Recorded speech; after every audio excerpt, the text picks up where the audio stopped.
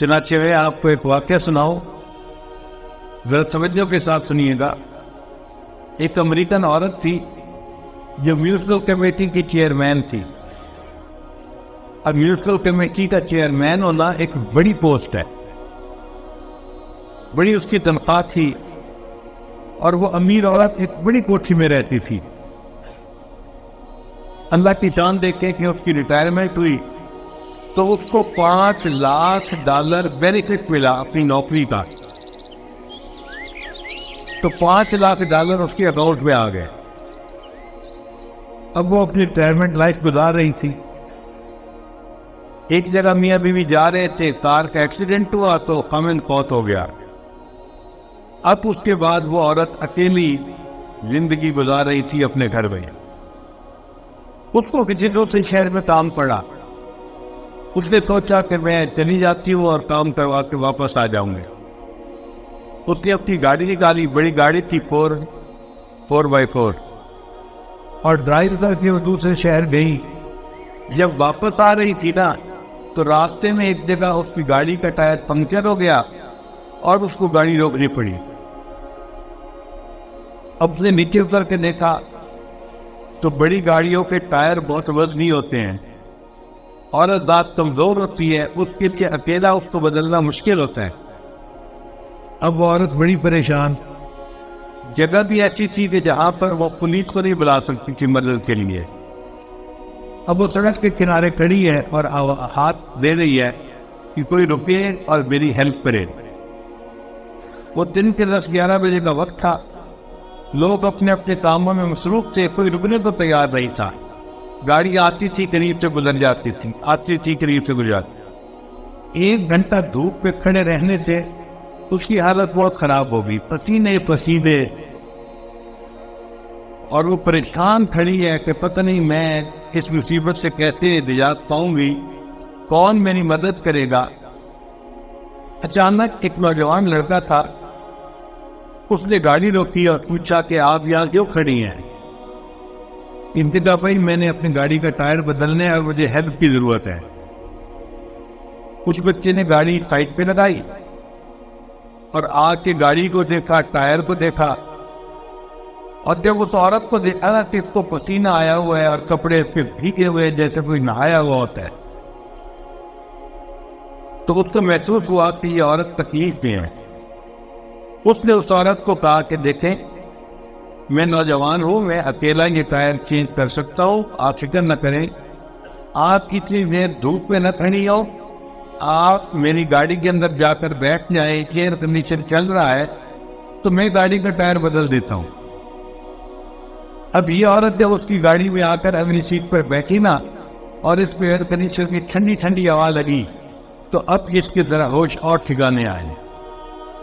अब ये देख रही है विंड स्क्रीन में से कि वो लड़का गाड़ी का टायर चेंज कर रहा है। इसके दिन में ख्याल आया कि ये कितना अच्छा लड़का है कि जिसने मेरी गाड़ी के टायर को चेंज करने के लिए गाड़ी रोकी। अगर मैं इसको $500 हदिया दे दूँ, गिफ्ट दे दूँ, तो कोई मुश्किल तो बात नहीं है मेरे लिए। मेरे अकाउंट में तो $5 लाख पड़े हुए हैं। तो उसने $500 अपने पर्स में से निकाल के ना अलग कर लिए कि जब ये गाड़ी का टायर चेंज करेगा ना तो मैं इसको $500 गिफ्ट दे दूंगी। थोड़ी देर बाद लड़का आ गया, जी मैंने गाड़ी का टायर चेंज कर दिया है, आप जा सकती हैं। ये औरत गाड़ी से बाहर निकली और इसने उसको $500 देने की कोशिश की। उसने पूछा जी आप क्या दे रही हैं। इसने कहा आपने मेरे साथ भला किया और मैं चाहती हूँ कि मैं आपको गिफ्ट दूँ। उस लड़के ने इनकार कर दिया। उसने आगे से जवाब दिया, it is objective of my life to help others. ये मेरी जिंदगी का मकसद है, मैं दूसरों की मदद करता हूँ। When I help someone I feel happy। जब मैं किसी की मदद करता हूँ ना, मुझे दिल सुकून होता है, बस यही मेरे लिए उजरत काफी है। ये और मुतासिर हुई कि अच्छा दुनिया में ऐसे लोग भी रहते हैं। चुनाचे ही अपने घर की तरफ चल पड़ी और यह चित्रा इसके जेल में घूम रहा था। It is objective of my life to help others. When I help someone I feel happy. ये मेरी जिंदगी का मकसद है, मैं दूसरों की मदद करता हूँ। जब मैं किसी की मदद करता हूँ मुझे दिली सुकून मिलता है, मेरे लिए यही उजरत काफी होती है। अब ये उस फिक्र को बार बार अपने ज़हन में दोहरा रही है और गाड़ी चला रही है। फिर उसको महसूस हुआ कि मुझे भूख लगी है, इसलिए कहा चलो नेक्स्ट स्टॉप पे मैकडॉनल्ड आएगा और मैं वहां पे बैठ के खाना खाऊंगी, फिर घर जाऊंगी। चुनाचे मैकडॉनल्ड पे जाके इसके गाड़ी रोकी और वहां जाके इसने गाने का ऑर्डर दिया। अब इसके सामने जो वेटरेस खाना लाई ना लड़की, वो लड़की हामला थी। हमारे यहाँ तो औरतें खुले खुले लिबास पहनती हैं तो जिस्म की साफ का इतना ज्यादा अंदाजा नहीं होता। वो औरतें तो चुस्त लिबास पहनती हैं, पेंट और शर्ट, उसमें तो बहुत वजाहत से पता चलता है कि औरत हामला है और हमल का कितना वक्त तकरीबन हो चुका है। तो इस औरत ने महसूस किया कि वो वेटरेस जो थी वो यानी उसका कुछ 8वां महीना लगा हुआ होगा अंदाजा। तो वो ट्रे उठा के ला रही है और चल रही है, आ रही है, जा रही है। इस दिन में सोचा इस नौजवान लड़की को तो इस वक्त रेस्ट करना चाहिए।